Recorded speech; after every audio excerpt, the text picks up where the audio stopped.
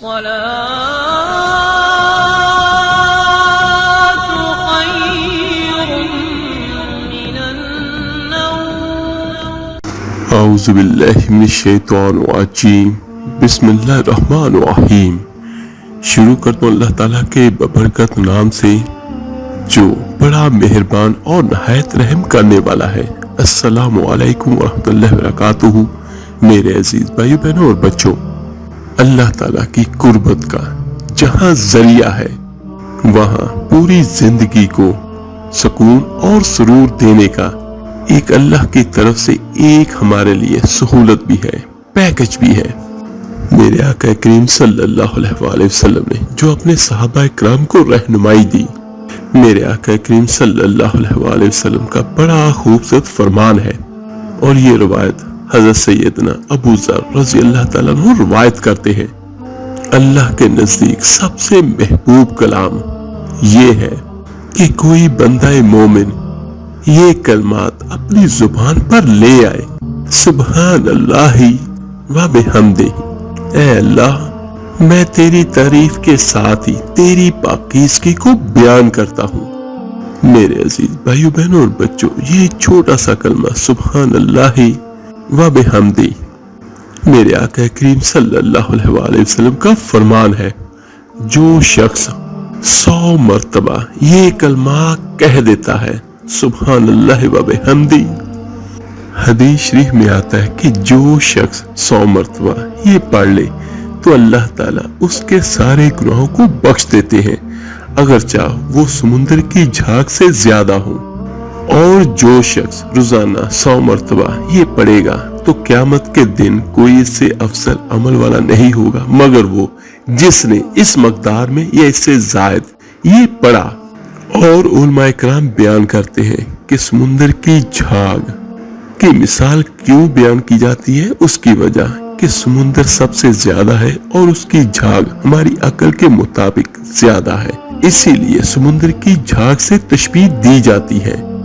اور ایک جگہ پر حضرت ابو ہریرہ رضی اللہ تعالیٰ عنہ سے روایت ہے کہ اللہ کے رسول صلی اللہ علیہ وآلہ وسلم نے فرمایا: 2 کلمے رحمان کو بہت پسند ہیں، زبان پر بہت ہلکے ہیں اور میزان میں بہت بھاری ہیں.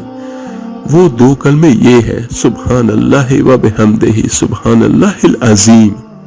تو سبحان اللہ، دیکھیے کچھ کلمات کی فضیلت کتنی زیادہ ہے کہ اگر ہم ان کو پڑھتے ہیں تو یقیناً اللہ تعالیٰ کی رحمت بھی ہم پر نازل ہوتی ہے اور اللہ کی رحمت کی وجہ سے ہی ہمارے گناہ بھی معاف ہوتے ہیں. اور یہاں پر میں ایک بڑا خوبصورت پیغام آپ کو دینا چاہوں گا کہ جب بھی نماز کی بات آتی ہے اور توحید کی بات آتی ہے کہ نماز کے بغیر تو بندہ اللہ کا محبوب نہیں بن سکتا، اور اسی طرح توحید کو اختیار کرنے کے بغیر بندہ اللہ کا محبوب ہی نہیں بن سکتا. تو بہت سارے لوگ یہ سمجھتے ہیں کہ شاید یہ ڈرانے والی باتیں ہیں. تو اس کا مطلب ایک تو یہ ہے کہ اگر خدا نخواستہ میں نماز نہیں پڑھتا تو میں تو برباد ہو گیا، کہ اگر ایسی ہی بات ہے تو پھر میں اللہ سے دور ہو جاتا ہوں. میرے عزیز بھائیو بہنوں اور بچوں، ایسی کوئی بات نہیں ہے.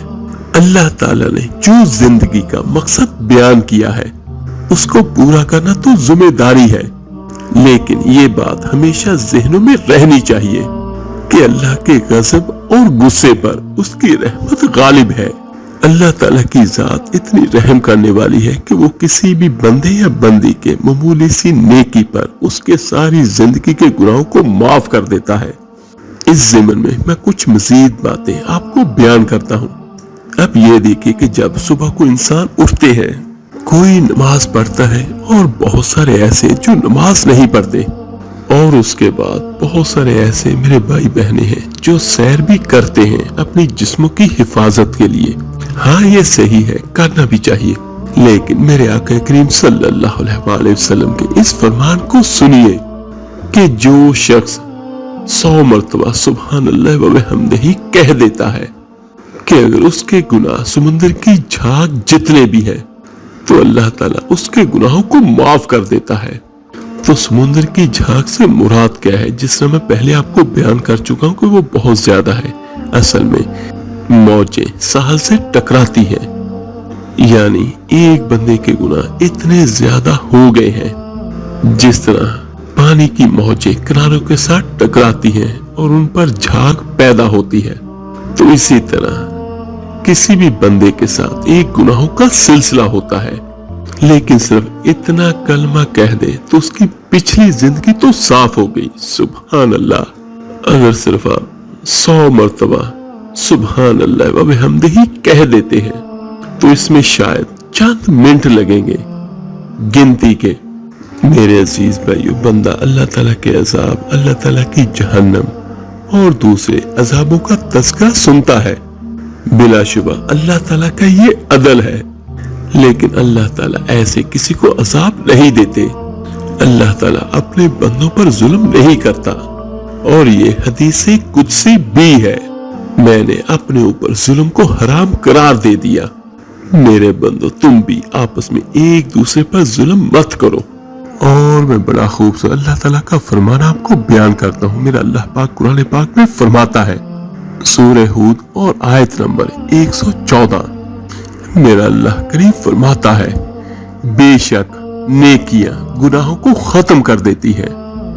اسی طرح حضرت سیدنا ابو ذر رضی اللہ تعالی عنہ اور حضرت معاذ رضی اللہ تعالی عنہ اس حدیث کے راوی ہیں کہ میرے آقا کریم صلی اللہ علیہ وآلہ وسلم نے ارشاد فرمایا، تم جہاں کہیں بھی رہو اللہ سے ڈرو اور گناہ ہونے کے بعد فوراً کوئی نیک عمل کر لو جو اس گناہ کو مٹا دے۔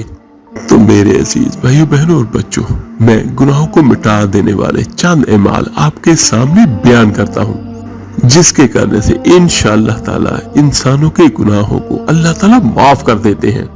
اور ان میں چند اعمال ایسے ہیں جو چند سیکنڈوں میں اور چند منٹوں میں ہم ادا کرتے ہیں۔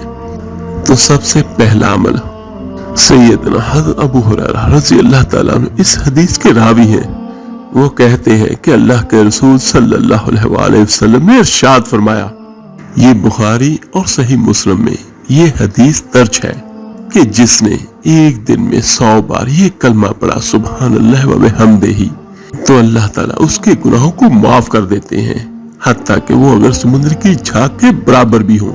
اور اس کے بعد نمبر 2، حضرت سعد بن ابی وقاص رضی اللہ تعالیٰ عنہ اس حدیث کے راوی ہے کہ اللہ کے رسول صلی اللہ علیہ وآلہ وسلم نے ارشاد فرمایا، جس نے اذان سن کر اشہد ان لا الہ الا اللہ وحدہ لا شریک لہ وان محمد عبدہ ورسولہ رضیت باللہ ربا وبمحمد رسولا وبالاسلام دینا، یہ الفاظ کہے کہ میں شہادت دیتا ہوں کہ اللہ کے سوا کوئی معبود پر حق نہیں، وہ اکیلا ہے اور اس کا کوئی شریک نہیں، اور محمد رسول اللہ صلی اللہ علیہ وآلہ وسلم اس کے بندے اور رسول ہیں، اور میں اللہ کے رب ہونے پر اور محمد صلی اللہ علیہ وآلہ وسلم کے رسول ہونے پر اور اسلام کے دین ہونے پر راضی ہو گیا۔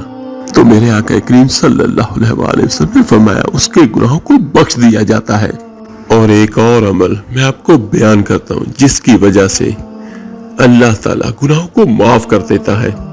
حضرت ابو ہریرہ رضی اللہ تعالیٰ عنہ اس حدیث کے راوی ہے کہ جس نے ہر نماز کے بعد 33 بار سبحان اللہ، 33 بار الحمدللہ اور 33 بار اللہ اکبر کہا، یعنی 99 بار یہ ہو گیا تینوں کلمات ملا کے، اور پھر ایک کلمہ یہ ساتھ ملایا 100 کو پورا کرنے کے لیے، لا الہ الا اللہ وحدہ لا شریک لہ لہ الملک ولہ الحمد وہو علی کل شیء قدیر، تو اس کے گناہوں کو بھی معاف کر دیا جاتا ہے، حتیٰ کہ اگر چاہے وہ سمندر کی جھاگ کے برابر بھی ہو۔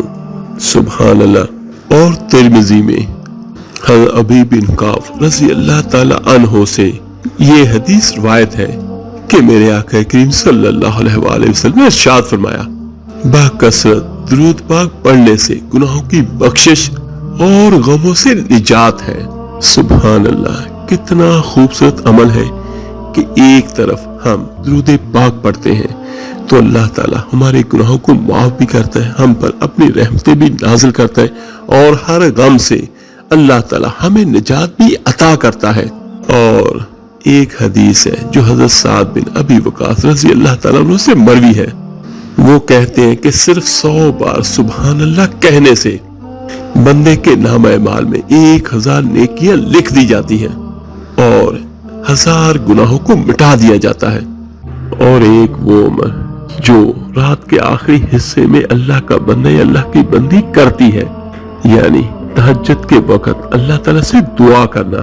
سیدنا حضرت ابو ہریرہ رضی اللہ تعالیٰ عنہ اس حدیث کے راوی ہے کہ اللہ کے رسول صلی اللہ علیہ وآلہ وسلم نے ارشاد فرمایا کہ ہمارا پروردگار ہر رات کو اس وقت آسمانی دنیا پہ آتا ہے جب رات کا آخری تہائی حصہ رہ جاتا ہے، اور وہ کہتا ہے کہ ہے کوئی جو مجھ سے دعا کرے کہ میں اس کی دعا کو قبول کروں، کوئی ہے جو مجھ سے مانگے کہ میں اسے عطا کروں، کوئی ہے جو مجھ سے بخشش طلب کرے کہ میں اس کو معاف کر دوں۔